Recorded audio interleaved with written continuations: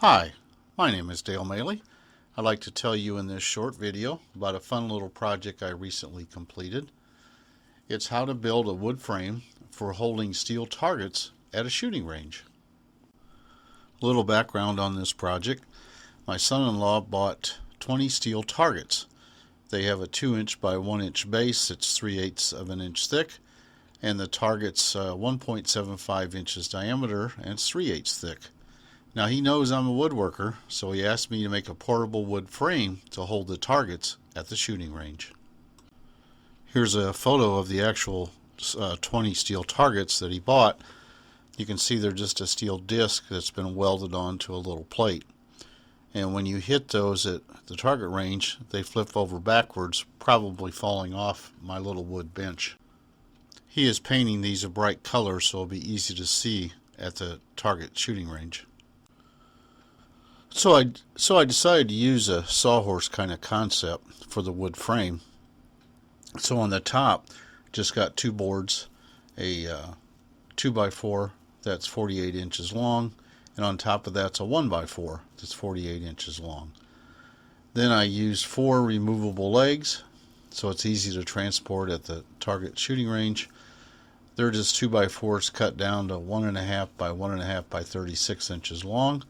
I put a nice radius on all 4 edges so there's no sharp points, and they go easily into the end adapter boxes. Now there's a plywood end cap that I removed for this view to make it easy to see. So on the inside, that red piece, that's plywood, could be anywhere from 1/2 inch thick to 1 inch thick, and there's 2 inners and 2 outers. Then I just used that, cut up some 1x4. So that top piece is 4 5/8 by 1 5/8 by 3/4 inch thick, standard thickness of a 1x4. Same thing on the 2 angled sides. They're 1 5/8 inch wide. They have 20-degree angles on both ends because the legs are at 20-degree angles. And then I decided to leave an 1/8 inch gap to give plenty of room to easily slide the legs in.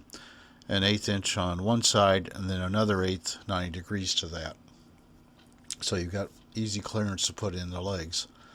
The triangle, guide triangle at the bottom, is 1 5/8 inch thick triangle.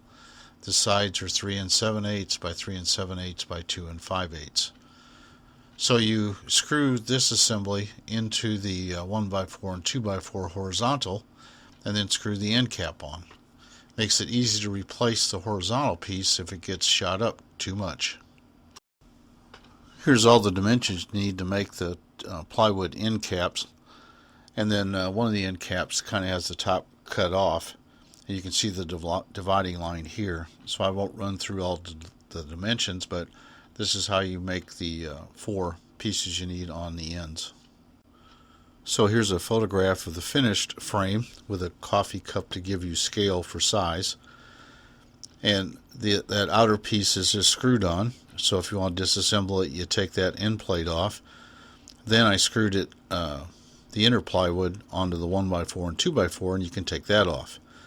That allows easy replacement of the 2 horizontal boards if they get damaged or shot up too much. Here's a photo of the finished frame with a coffee cup for scale. I did the subtraction method on the bathroom scales, where I held this unit and weighed it, and then weighed myself, and the difference was 14 pounds. So that's a nice easy weight. We have to take these a couple hundred yards from the pickup truck to the shooting range and then take them back, so should work pretty nicely. Some closing thoughts on this project. It's a fun project for me, being a woodworker. It's relatively easy to make. The total weight came in at only 14 pounds, which is nice and light. Should be easy to transport from the truck to the range and back when you're done. I look forward to trying it out at the range. So in summary, this short video explains how I made a portable wood frame to hold steel targets at the shooting range. Hopefully this video helps you in your projects. I hope you enjoyed the video, and please subscribe. Thank you.